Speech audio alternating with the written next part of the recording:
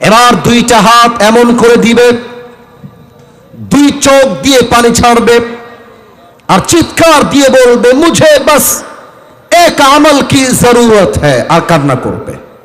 কিয়ামতের দিবসে একজন যুবক তার কাছে আসবে, এসে বলবে, ভাই तुम क्यों रो रहे हो, तुम्हें क्या चाहिए मुझे बताओ। এই ভাই কাঁদছেন কেন, কি হয়েছে আমাকে বলো।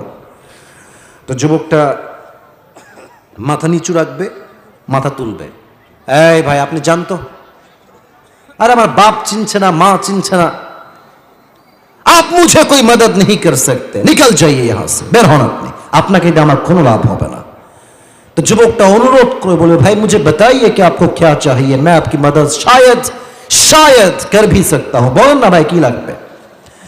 तो मौलाना तारिक जमील बोललेन, जो যুবকটা তাকে ডাক দিয়ে বলবে, भाई मेरी जो दोनों अमल है ये दोनों बराबर हो गया है, ये भी 50 है ये भी 50 है, मुझे जन्नत में जाने के लिए बस एक अमल की जरूरत है। भाई रे सब ঠিকঠাক, একটা আমল হলেই আমি জান্নাতি।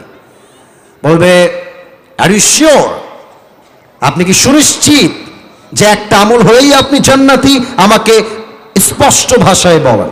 যুবক বলবে, ইয়েস, একটা আমল হলেই আমি আজকে জান্নাতি হয়ে যাব। এবার ঘটবে এক অবাক করা ঘটনা। যুবক বলবে, ভাই ওই একটা আমল যদিও আপনার বাপ মা ভাই বোন বউ কেউ আপনাকে দেয় না আমি জানি, তবে ওই একটা আমল আজকে আমি আপনার ভাই আপনাকে আমি দান করব।